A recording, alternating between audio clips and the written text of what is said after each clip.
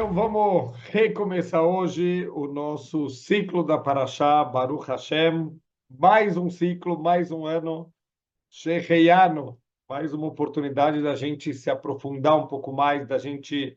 Sempre a gente vai lendo as mesmas Parashiot, mas sempre a gente vai, Baruch Hashem, aprendendo coisas novas, já que a gente sabe que os conhecimentos da Torá são praticamente infinitos, a profundidade, a sabedoria que está contida aqui na Torá. Infelizmente, a gente não conseguiu nesse ano fazer a Parashá Bereshit, pela Parashá Bereshit caiu logo em seguida do nosso Hag de Shmini Atzeret. Então, a gente está começando o nosso ciclo esse ano na Parashá Noach e vamos tentar entender um pouquinho melhor a Parashá. Ela basicamente vai ter dois assuntos principais. Ela tem um Mabul, o famoso dilúvio, que praticamente apagou a humanidade da face da Terra.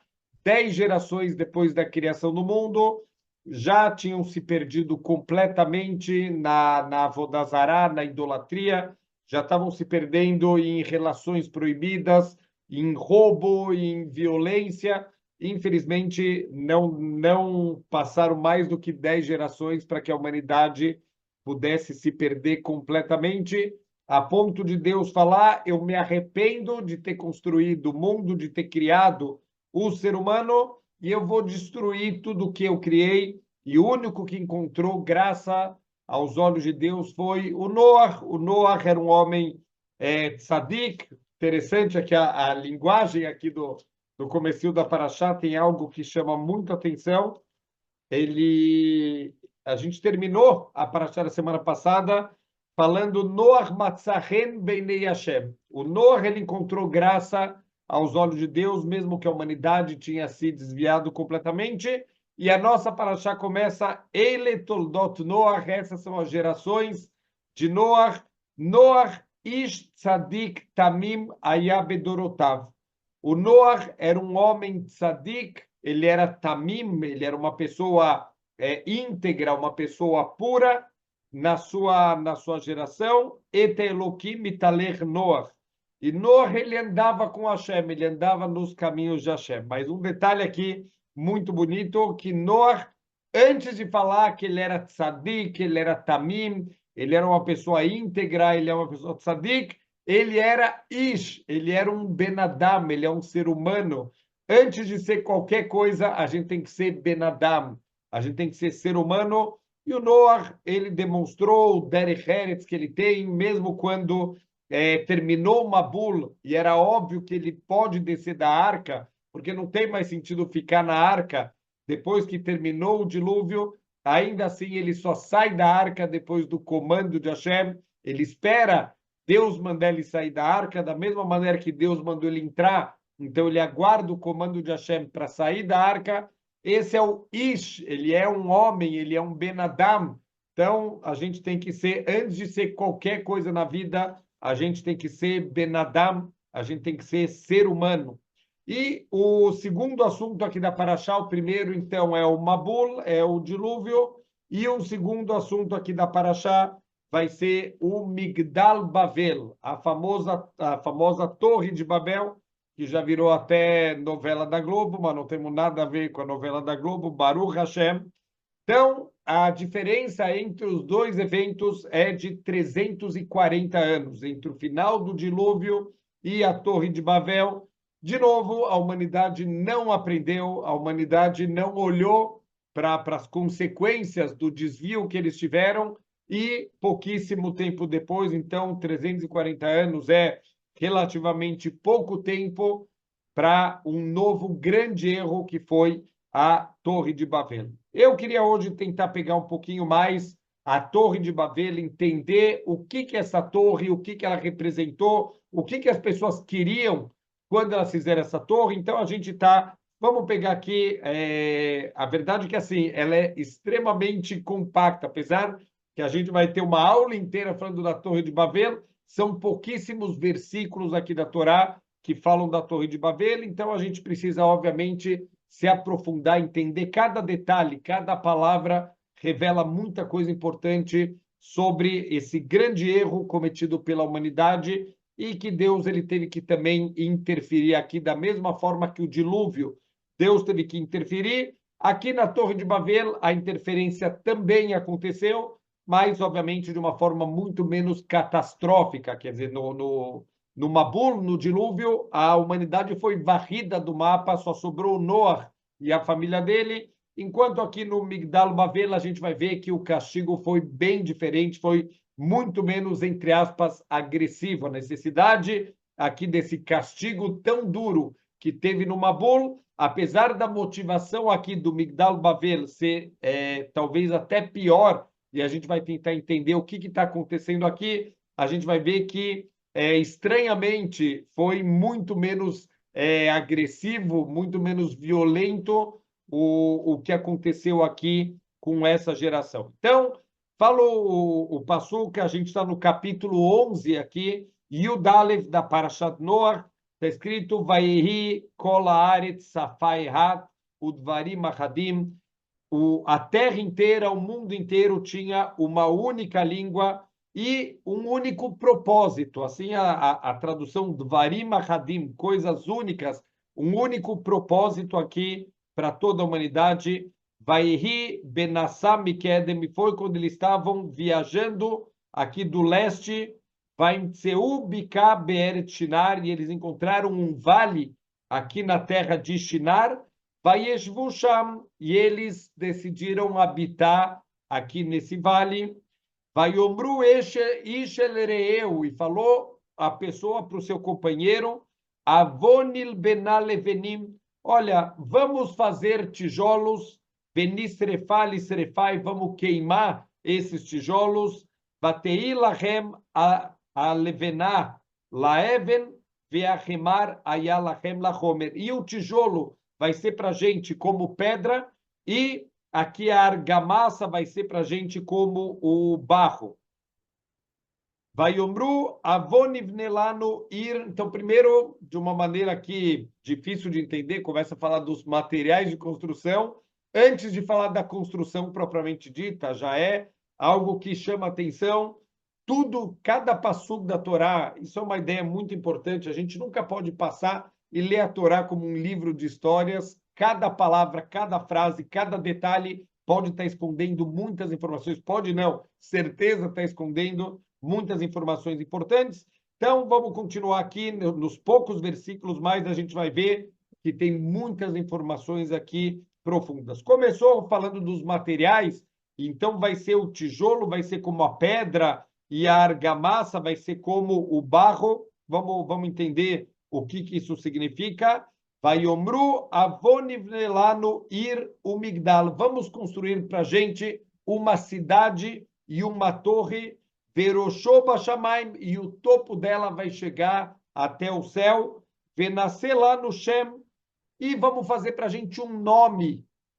Então, também, o que quer dizer fazer para a gente um nome?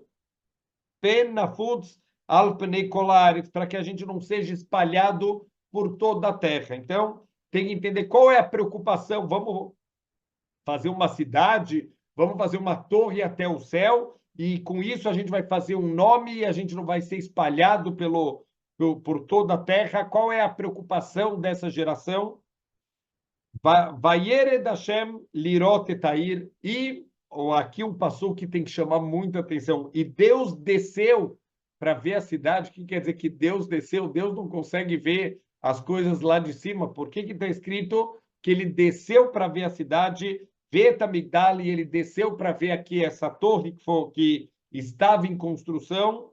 Asher banu bnei Adam, que estavam construindo os filhos do homem.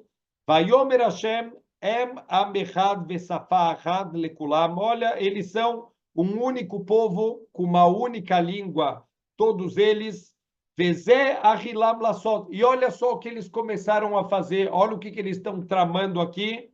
Veato loi batzer mehem kol asher yasmu lasot. Eu não vou permitir que eles façam o que eles estão tramando fazer.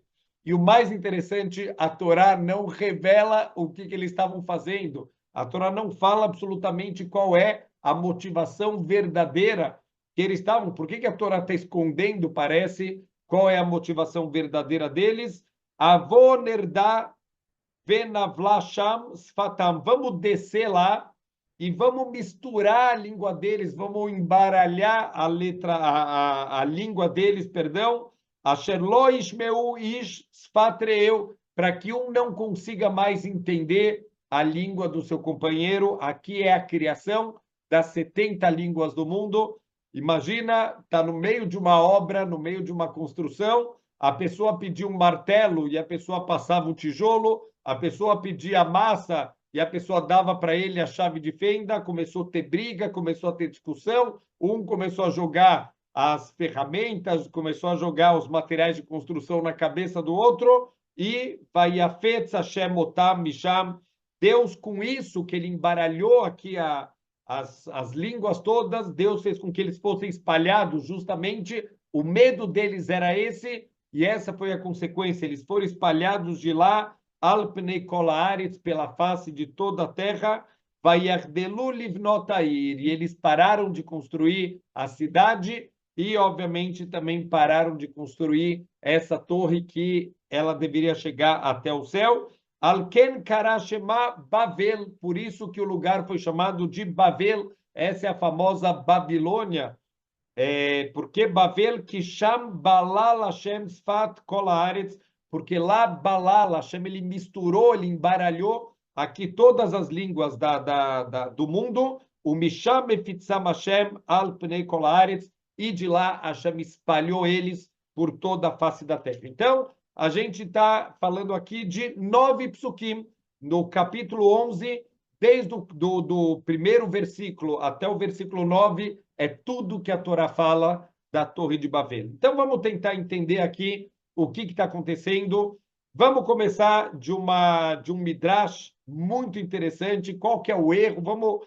Tem muitas perguntas aqui que os nossos comentaristas, os midrashim, a Torá oral, vêm jogar muita luz aqui para a gente entender exatamente o que está acontecendo. Então, o Midrash faz uma pergunta interessante, quer dizer, uma torre tão alta, aonde está essa torre? Então, pergunta o Midrash, qual foi o final da Torre de Babel? O que aconteceu no final das contas com essa torre tão alta? Tudo bem, foi interrompida a construção, mas o que aconteceu com o que foi construído? Então, fala o Midrash para a gente, 1/3 dessa torre, ela foi completamente queimada, 1/3 ela afundou na terra, e 1/3 continua intacto, e ele é tão alto, mas tão alto, esse 1/3 que ainda está construído, que as palmeiras gigantescas vistas lá de cima, elas parecem pequenos gafanhotos. Assim é a linguagem do Midrash. Então,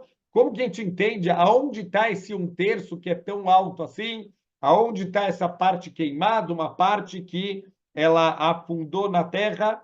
Então, é óbvio que os Midrashim, muitas vezes, os Midrashim trazem informações que a gente, às vezes, fala, uau, como pode ser? Parece que é difícil que isso realmente aconteceu, mas é proibido que a gente olhe para o Midrash e a gente fala, olha, esse Midrash está parecendo fantasioso, não deve ser verdade, é proibido fazer isso. Por que é proibido? Porque Deus não tem limites, Deus não tem nenhum impedimento de fazer a vontade dele. Por exemplo, a própria comecinho da Paraxá fala da arca do Noah, quer dizer, a arca do Noah na prática é um grande barco onde continha a família do Noah, todos os animais do mundo, um par, e dos animais kasher, 7 pares, e toda a comida e todo o lixo produzido em um ano que eles estavam lá durante a época do Mabul, do dilúvio. Então, mesmo que as medidas da arca são medidas grandes, a gente está falando de 300 amot por 50 amot por 30 amot de altura, então são 100, mais ou menos 150 metros de comprimento por 25 metros de largura e 15 metros de altura. Mesmo assim, isso fazendo a conta, daria mais ou menos metade de um campo de futebol. Não é muita coisa. Então, no campo de futebol, mal e mal cabe lá os 22 jogadores para conseguir ter jogo. Imagina colocar todos os animais do mundo, um casal de cada um dos animais kasher, 7 casais de cada um, num espaço onde é metade de um campo de futebol, é óbvio que não cabe.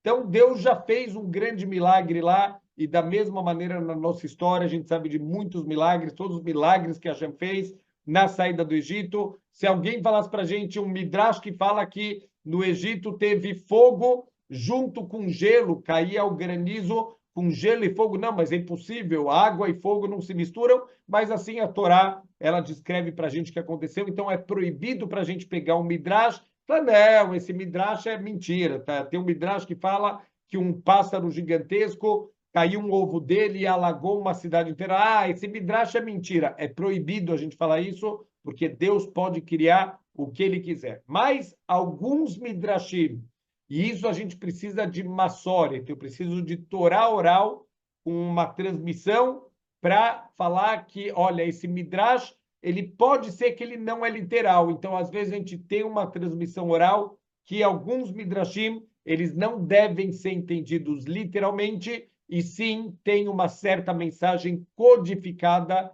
através desse midrash. E o Rabbi Soher Frand, ele traz que aqui é um exemplo disso. A gente tem uma transmissão oral que esse midrash ele não deve ser entendido de uma maneira literal. E sim, ele está falando para a gente uma mensagem extremamente importante. Existe uma machloket, existe uma discussão aqui entre os nossos sábios, qual foi o motivo da construção da Torre de Babel. E então, um outro Midrash, ele traz três motivos, uma discussão dos nossos sábios, e ele traz três motivos, alguns desses motivos, Urashi, ele traz nos comentários aqui da nossa Parashá. O primeiro motivo trazido pelo Midrash é que eles queriam estabelecer uma nova ordem mundial. A ideia parece alguma coisa que a gente tem escutado nos últimos tempos, em Kol Hadash Tachat Hashemesh, não tem novidade embaixo do sol. A humanidade quer fazer uma nova ordem mundial, um governo universal para reunir toda a humanidade. Isso era um propósito dessa torre que eles queriam construir. O Midrash traz um segundo motivo. Eles queriam chegar até o céu e lutar contra Deus com machados. Assim está escrito lá no Midrash. E o terceiro motivo é eles queriam fazer um pilar que chegasse até o céu. Então, na verdade, não era uma torre, e sim um pilar para chegar até a hierarquia, chegar até o firmamento e fazer com que não tivesse mais dilúvios. A gente já vai entender cada uma dessas três opiniões aqui trazidas pelo Midrash.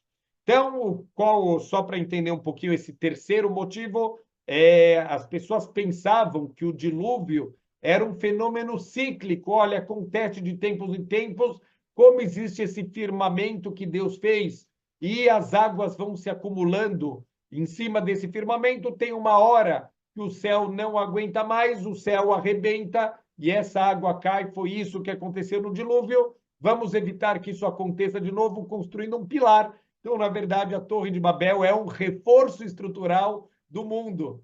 Então, vamos entender exatamente o que tem de errado. Quer dizer, o segundo motivo, vamos lutar contra Deus, é óbvio, está claro aqui aonde está o tamanho da transgressão. Vamos pegar machados e lutar contra o Criador do mundo. Aqui é uma rebeldia aberta contra o Criador do mundo. Mas o primeiro motivo de criar uma ordem mundial, uma nova ordem mundial, uma união do mundo com um único governo para toda a humanidade, parece até uma ideia bonita.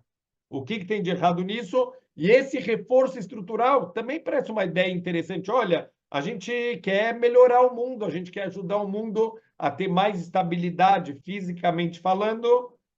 Então, a gente vai colocar aqui um reforço estrutural para ajudar que o mundo ele possa se manter. Então, o Midrash que falou, né, do final da Torre de Babel, um terço foi queimado, um terço afundou na terra e um terço continua intacto e gigantesco. Na verdade, olha o que o Midrash ele fala: cada parte da torre é uma dessas três filosofias que estão discutidos no outro Midrash. Então, olha que incrível.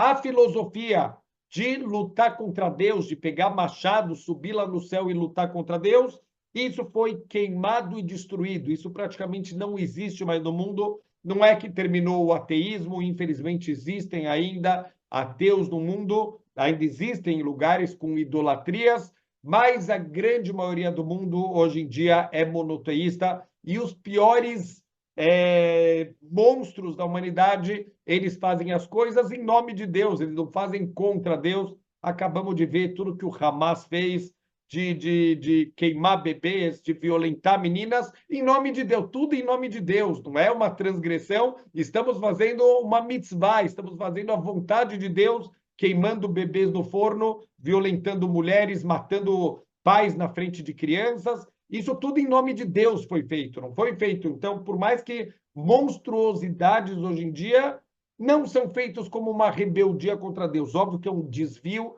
que é difícil entender a cabeça de um ser humano. Não sei se dá para chamar alguém assim como ser humano, como a gente falou do Noah, que ele era Ish. Essas pessoas já não são mais Ish, já não são mais ser humanos, já viraram monstros, já nem animais, eu acho que pode falar em respeito aos animais. Uma pessoa que chega num nível de crueldade, de falta do mínimo de ser humano, eu não sei nem se de animal a gente pode chamar esse tipo de pessoa. Mas mesmo os piores monstros, o Saddam Hussein, Gaddafi, outros que mataram, usaram armas químicas, que não se importam com a sua própria população civil, quanto mais a população dos seus inimigos, essas pessoas, antes de fazer um ataque, antes de matar inocentes, eles gritam Allahu Akbar, Deus é grande, como se Deus é isso que Deus quer, que essas atrocidades, como se Deus quisesse que eles fizessem isso. Então, mesmo nos governos mais corruptos, mais desviados da verdade,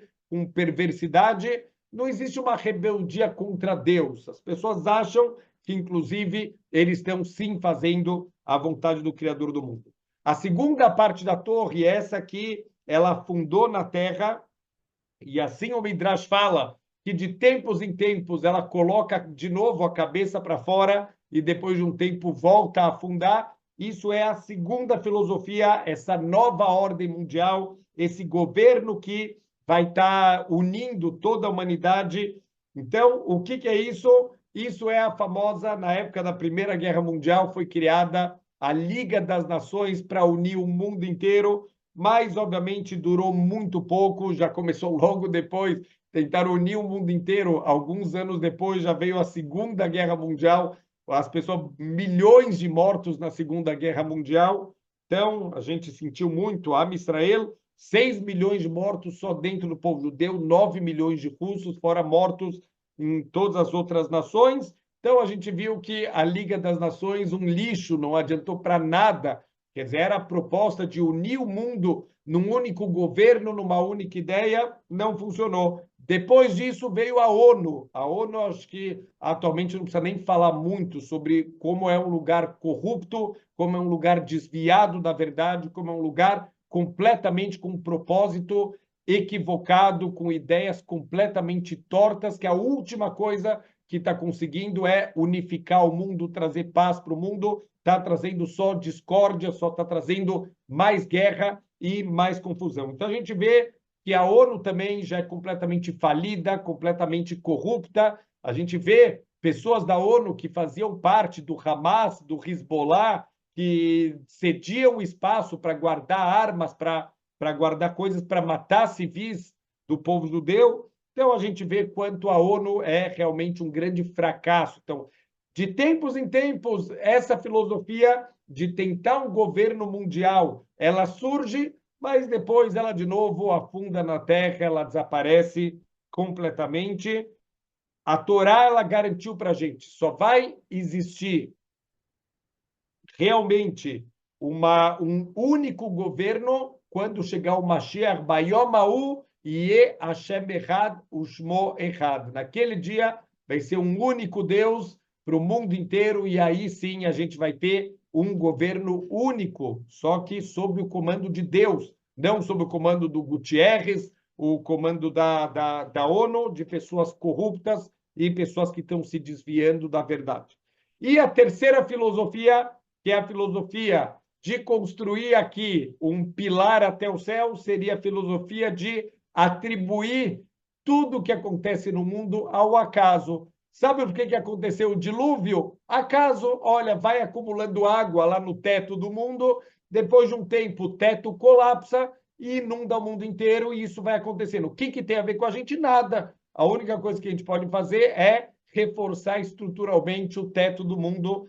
Olha a estupidez. Durante os 120 anos, o Noah chamou a atenção das pessoas. Olha, gente, vocês se desviaram do caminho, vocês foram para a idolatria, vocês abandonaram Deus. Como começou toda a idolatria? Até com, entre aspas, boas intenções. O Rambam fala que eles começaram a idolatria falando, olha, a gente traz honra para Deus, tem que trazer honra também para os intermediários de Deus, o sol, a lua, as estrelas, são intermediários de Deus aqui, são funcionários de Deus para fazer certas influências aqui espirituais e materiais sobre o mundo. Então, vamos dar honra para eles também. Eles começaram também a servir as estrelas, eles começaram também a servir o sol, a lua e as estrelas, e depois de um tempo eles abandonaram Deus e continuaram servindo só as estrelas. Por isso que, quando a gente fala sobre idolatria em hebraico, a gente chama de avodat kohavim,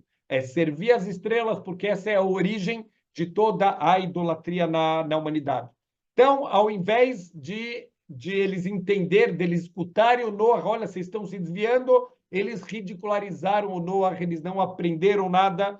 Veio a mão de Deus, trouxe o dilúvio para o mundo, as próximas gerações cresceram escutando dos seus pais, dos seus avós, o dilúvio, Deus estava bravo, ele mandou uma grande chuva, ele limpou toda a humanidade e 340 anos depois, de novo, o mundo ele já se corrompeu. Por quê? Porque o mundo preferiu procurar explicações científicas, ao invés de entender que tudo acontece de acordo com a vontade do Criador do mundo, eles acharam que vale a pena tudo procurar qual é a explicação científica. Então, está escrito no final do Midrash que a parte remanescente da torre ela é tão alta, mas tão alta, que lá de cima as palmeiras parecem gafanhotos pequenininhos.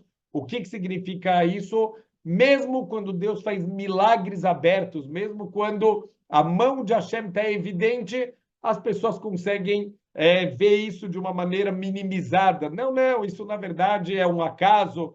Olha que incrível, em 1991, já que a gente está aí, infelizmente, aí num clima de guerra, de ataques por mísseis, em 1991, Israel foi atacado pelo Saddam Hussein, naquela famosa Guerra do Golfo. Israel não tinha nada a ver com a história. Os Estados Unidos, o Iraque tinha atacado o Kuwait, então foi os Estados Unidos e atacou o Iraque, e o Saddam Hussein atirou, sem nenhum motivo, 39 mísseis Scud lá em Eretz Israel. O que acontece na época? Não tem Kippah Barzel, mas a gente tem Hashem. Quem tem Hashem não precisa do Kippah Barzel, não precisa do domo de ferro para defender dos ataques. Então, 39 mísseis, não são mísseis pequenininhos, são mísseis que podem explodir um quarteirão, que podem derrubar vários prédios. Se atingir uma área residencial, a tragédia pode ser gigantesca. Tinha a suspeita que eles iam, inclusive, atacar Israel com armas químicas.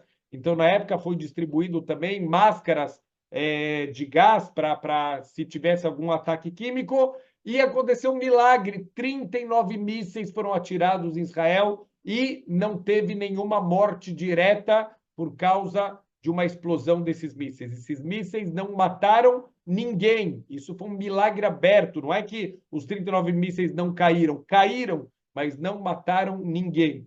E o que aconteceu? Dos 39 mísseis, 3 destruíram filiais de uma rede de farmácias chamada Superfarm. E qual que era o slogan dessa rede de farmácias? Funcionamos, inclusive, no Shabat. Então, olha só, 3 atingiram essa Superfarm e saíram até nos jornais o que o Saddam Hussein tem contra a Superfarm, só destrói essa rede de drogarias. O número 39, foram 39 mísseis que foram atirados, é o número de melachot proibidas no Shabat. Os trabalhos proibidos no Shabat são 39 categorias e destruiu justamente 3 farmácias que o slogan é funcionamos no Shabat. Nós não respeitamos as 39 melachot de Shabat e os mísseis, os 39 mísseis destruíram 3 lojas aqui dessa rede. Então, é impossível que uma pessoa não consiga enxergar os milagres. 39 mísseis não mataram ninguém, destruíram as farmácias que falam abertamente que desrespeita o Shabat. Quando perguntaram nos jornais, fizeram pesquisas com os israelenses, o que eles falaram? Olha, a gente deu muita sorte, né? Então, infelizmente, a gente vê que pode acontecer milagres abertos e as pessoas continuam achando que tudo é um grande acaso, que tudo tem explicação científica. No Japão, quando teve o tsunami também, lá na Indonésia, toda aquela região, quando tem terremotos, tem tragédias na Indonésia, lá quando deu o grande tsunami, 200 mil mortes em questão de minutos. Então, qual foi a explicação que o mundo encontrou? A movimentação de placas tectônicas embaixo do mar, que formou ondas gigantescas e que formou aqui os tsunamis. É verdade? É verdade. Fisicamente falando, é assim que funciona, mas qual é a mensagem que está por trás? Por que se movimentaram? Nada se movimenta por acaso, tudo tem controle de Deus. O mundo prefere procurar qual é a explicação científica, não qual é a mensagem divina para poder aprender alguma coisa. Então, infelizmente, essa geração preferiu, ao invés de aprender com o dilúvio, é uma explicação científica, acumula água, colapsa o céu do mundo e vamos reforçar, em vez de vamos fazer chuvá, vamos ser pessoas melhores, vamos aprender com os erros deles para não cair no mesmo erro, eles foram fazer um reforço estrutural do teto do mundo.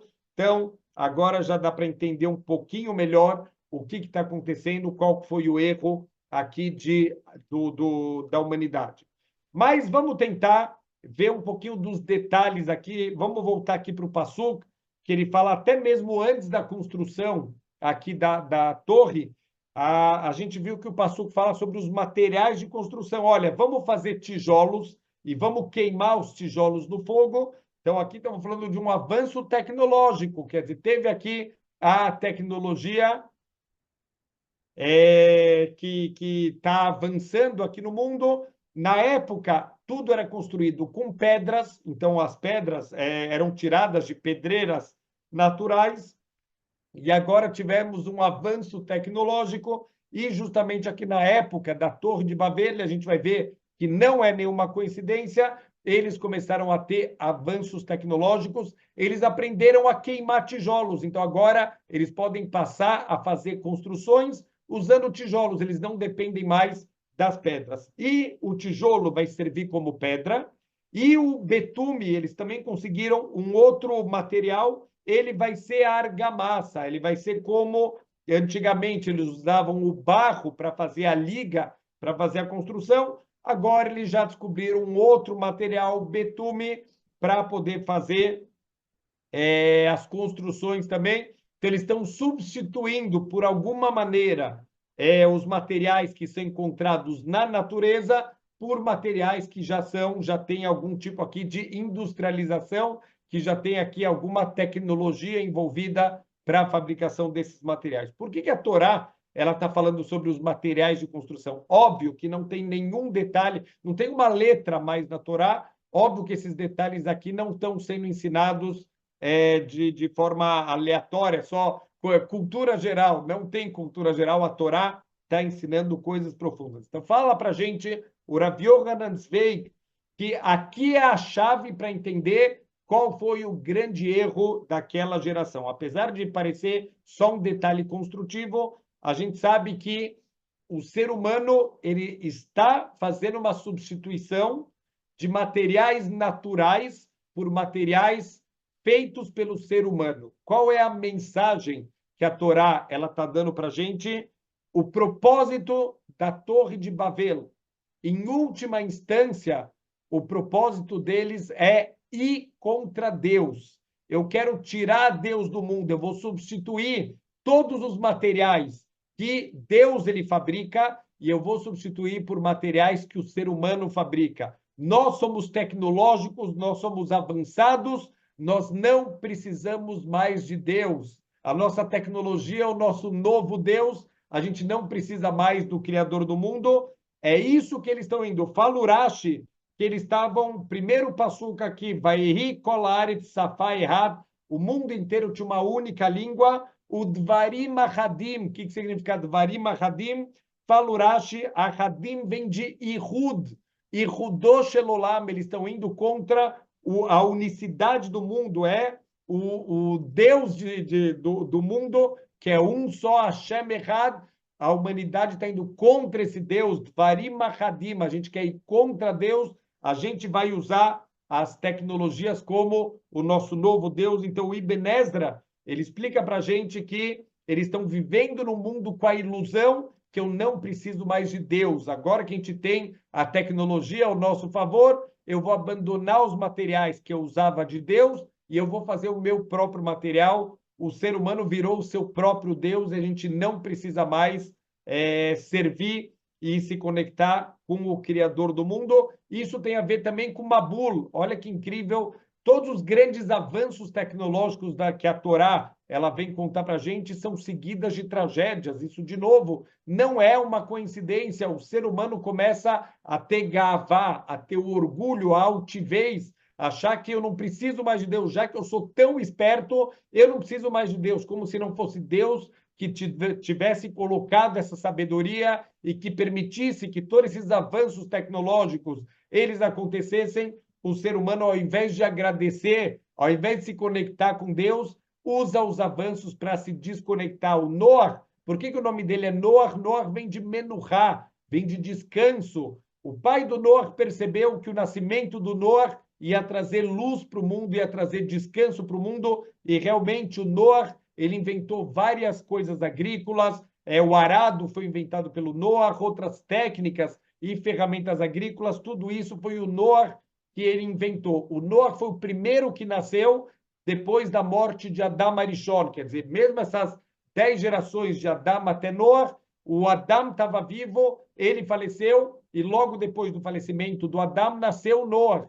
Então, Noah foi o primeiro que nasceu quando a maldição que Adam recebeu, que a terra, por sua causa, Adam, a terra está amaldiçoada, Adam plantava trigo, só nascia espinhos, não nascia praticamente nada de colheita, então eles tinham que trabalhar 20 horas por dia para colher uma pequena quantidade aqui de trigo, e agora veio o brachá para o mundo com o nascimento do Noah, veio o brachá, eles plantavam, nascia muito mais trigo, aliado com todas as técnicas e os equipamentos que o Noah ele inventou, isso trouxe comida para a humanidade, tranquilidade, não precisa mais trabalhar 20 horas por dia, com 8 horas de trabalho por dia a gente já consegue alimentar o mundo inteiro. Baruch Hashem, o que aconteceu logo em seguida? O dilúvio, a destruição, a corrupção da humanidade e a destruição da humanidade. Por quê? Esse tempo que sobrou, ao invés de usar para fazer o bem, eles começaram a usar para fazer o mal, e Deus falou, eu vou ter que destruir a humanidade inteira. Então a gente vê algumas vezes que o avanço tecnológico, ao invés do ser humano usar isso para uma coisa positiva, ele acaba usando para uma coisa negativa. Se a gente parar para refletir, na época da Revolução Industrial, começou o reformismo, olha o impacto negativo que teve no judaísmo até hoje. Quantas pessoas se afastam do judaísmo verdadeiro para ir para o judaísmo reformista e muitas vezes se perdem completamente dos caminhos da Torá. Agora a gente está numa revolução digital que é muito mais acelerado. Hoje, você comprou um celular, amanhã já não vale mais nada, porque já saiu o modelo novo e o sistema operacional novo, e já tem com 3 câmeras, com 8 câmeras, e que já liga sozinho e que já faz tudo sozinho. Cada vez as tecnologias estão mudando de uma forma assustadora, e a gente vê aqui na Torá que isso é muito negativo para o povo judeu. Se a gente não souber canalizar todos esses avanços tecnológicos, a gente acaba sendo engolido aqui por todos esses avanços tecnológicos. Teve uma vez um menino, ele foi pela primeira vez com o pai dele no banco. Então, ele está lá na fila esperando. Hoje, ninguém mais vai no banco, já faz tudo pelo celular. Mas, naquela época, ainda, as pessoas tinham que ir fisicamente, estar lá no banco. Então, o menino está esperando na fila com o pai e ele vê que tem um homem sentado atrás de um vidro e as pessoas vêm com papéis e dão dinheiro para ele, dão dinheiro para ele, dão dinheiro para ele e saem com papel carimbado, estão lá pagando suas contas. E um vem sacar dinheiro, vê o homem do caixa tirando dinheiro e dando lá para ele, e o menino fica maravilhado, falou: Aba, olha que incrível. Esse cara é milionário, olha quanto dinheiro ele recebeu, ele tem dinheiro para dar e para receber de quem ele quiser. Esse homem é muito rico. E o pai dá risada e fala: filho, você não entendeu nada. Esse aqui, ele não tem nada, é o emprego dele, ele vai receber no final do mês o salário dele, mas todo esse dinheiro não é dele. Ele tem uma responsabilidade de fazer um bom uso desse dinheiro. Se ele der para as pessoas numa quantidade errada ou receber das pessoas numa quantidade errada, ele pode ser despedido, ele pode ser mandado embora do emprego. Nada desse dinheiro é dele, ele não tem esse dinheiro aqui. Ele é só um representante do verdadeiro dono do dinheiro. Isso é o nosso papel no mundo. Nós não somos donos de nada, nós somos representantes do dono do mundo e todas as tecnologias, tudo que Deus dá para a gente tem que usar isso de uma maneira construtiva, de uma maneira positiva, não para afastar a gente da Torá. Estamos aqui numa geração que os celulares não deixam mais as pessoas conversarem, não deixam mais as pessoas estudarem, não deixam mais as pessoas se concentrarem na tefilá. As tecnologias estão destruindo a nossa conexão com o Criador do mundo. Se a gente ficar sentado aqui, a gente vai perder, a gente vai se afastando cada vez mais. A gente viu as consequências. Tem que pegar a Parashat Noach como um grande aviso. Cuidado com as tecnologias, porque se elas forem mal canalizadas, se elas forem mal utilizadas, elas podem terminar afastando a gente completamente do nosso Criador do mundo. Por último, vamos só pegar o finalzinho aqui dos versículos. Está escrito que Deus desceu para ver a cidade e a torre. O que quer dizer que Deus desceu e ele viu que, olha, são um povo só, com uma língua só, e olha o que eles começaram a fazer. O que eles começaram a fazer não está escrito aqui na Torá.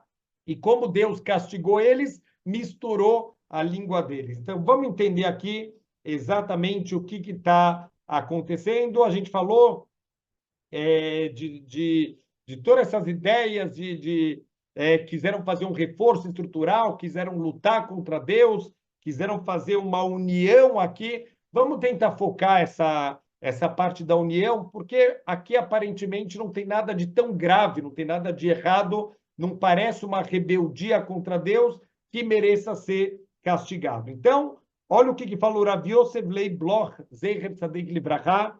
Ele fala o seguinte, que talvez a gente não consiga entender o que está acontecendo aqui, porque a gente não sabe qual é o poder da união. O que significa as pessoas estarem unidas com um único propósito, todo mundo trabalhando junto com o mesmo objetivo, e essa geração sabia o poder da união. Eles sabem o que a união pode fazer em prol da humanidade. Então, as pessoas começaram a perceber que eles estavam muito unidos, todo mundo com o mesmo objetivo, mas eles começaram a perceber que a população mundial está crescendo e mais um pouquinho eles vão ter que se espalhar pela Terra, quer dizer, vai começar a ter uma superpopulação e eles não vão conseguir mais estar juntos, só que eles não queriam perder esse fator da união da humanidade. Então, o que eles pensaram?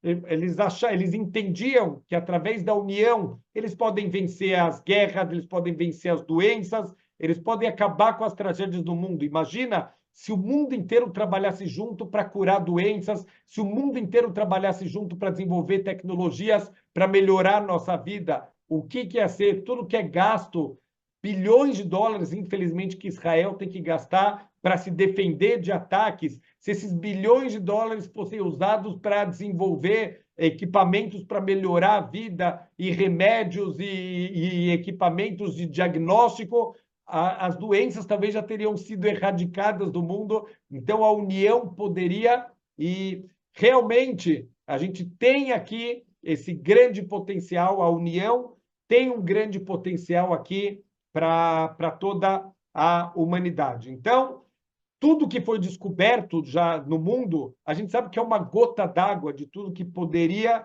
ter sido descoberto. Se o mundo vivesse em união, certeza que a humanidade ia estar completamente diferente. Então, por exemplo, o Hiskiel Ameller, ele tinha um livro das curas, que tem a cura de todas as doenças do mundo. Até hoje as pessoas não entendem como que o Egito construiu as pirâmides, qual foi o sistema utilizado para mover pedras gigantescas, cada pedra é do tamanho de alguns ônibus.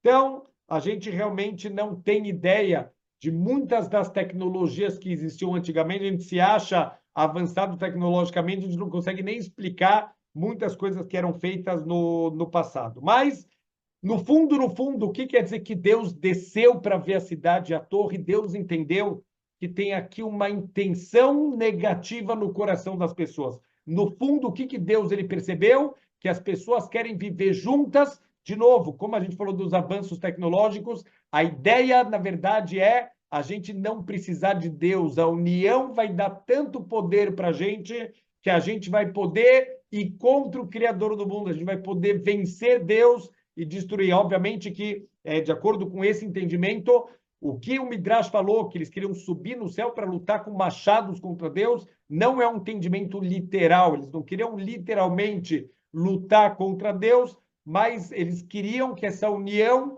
desse para eles a independência. Eles não querem precisar do Criador do mundo. Deus ele desceu para perceber, para mostrar que ele veio perceber o que estava no coração deles. E era algo que estava tão no fundo do coração que nem eles perceberam que essa era a verdadeira motivação deles. Por isso que a Torá não escreve que essa é a motivação, porque eles não perceberam que essa era a motivação verdadeira deles, se livrar de Deus. Então, Deus ele desceu no fundo do coração das pessoas para entender qual era a intenção verdadeira da construção dessa torre. E o que Deus fez? O maior castigo que ele podia dar, ele desuniu as pessoas, ele misturou as línguas e ele quebrou a união.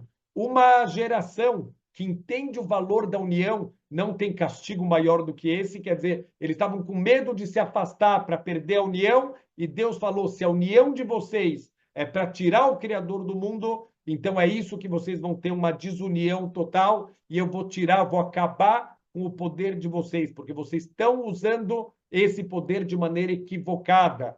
Então, Bezrat Hashem, quando chegar o Mashiach, tiver o governo através da vontade de Hashem, com as leis de Hashem, aí sim a união da humanidade inteira vai poder trazer coisas muito boas. Então, esse foi o castigo. Eles queriam que usar a união de uma maneira negativa e Deus misturou a língua deles para acabar com toda a união da humanidade e eles acabaram se espalhando pelo mundo inteiro. Então, a gente tem que saber que, óbvio, a gente está aqui no mundo material, a gente tem que fazer a nossa parte, mas quem está por trás de tudo, quem comanda tudo, quem é o único que pode fazer as coisas acontecerem é Hashem. Toda tentativa de se libertar de Hashem, de sair de Hashem, eu não quero ter regras, eu quero viver a minha vida do meu jeito. E, infelizmente, a gente vê as consequências catastróficas que são para a humanidade. Por que teve uma diferença tão grande do castigo do dilúvio para o castigo aqui da Torre de Babel? Deus está dando uma mensagem para a gente muito forte. Lá no dilúvio, as pessoas se roubavam, as pessoas se desrespeitavam, o roubo tinha virado institucionalizado, talvez muito perto do que aconteceu, do que está acontecendo agora aqui no Brasil, quando o roubo vira institucionalizado, vira normal, pessoas corruptas são simplesmente, tudo que eles fizeram é apagado e eles continuam vida normal, com desvio de bilhões e bilhões, e está tudo normal, segue o jogo, não aconteceu nada, isso está virando normal. Então, tudo isso de cima para baixo, as pessoas também nas empresas, se ninguém é preso, se ninguém vai prestar contas, então eu também vou fazer isso, também vou ser corrupto, eu também vou sonegar, eu também não vou pagar minhas contas, e assim vai tendo uma contaminação geral. Então, na época do dilúvio, as pessoas não se respeitavam, as pessoas se roubavam. Deus, ele mostrou o quanto ele odeia essa desunião, quando não tem, quando as pessoas não se respeitam, quando as pessoas passam por cima uma das outras. Olha a consequência gravíssima. Aqui na Torre de Babel, por mais que a motivação era completamente torta, é horrível, uma rebelião contra o Criador do mundo, mas tem união das pessoas. Olha como Deus aprecia, apesar de eles estarem se unindo pela motivação errada, mesmo assim, Deus ele dá um castigo muito mais brando. Por quê? Porque quando as pessoas estão unidas, trabalhando num único propósito, Deus quer ensinar para a gente, esse é o correto. Quando as motivações também são corretas, esse é o ideal, é isso que a humanidade, Bezrat Hashem, ela tem que chegar. Então, no fundo, o resumo é que tudo que está acontecendo aqui na Torre de Babel, tudo que o Midrash trouxe, tem uma única fonte, que é a vontade de se desconectar do Criador do mundo, e a gente vê as consequências, tanto na Torre de Babel, quanto principalmente na época do dilúvio. Os grandes avanços tecnológicos, se eles desconectam a gente de Deus, então a gente já sabe que vão vir tragédias. Se a gente usar as tecnologias para melhorar a qualidade de vida, para poder ter mais tempo para estudar a Torá, para fazer reset, para ajudar os outros, isso, certeza, vai trazer coisas muito boas para a humanidade inteira. Shabbat Shalom.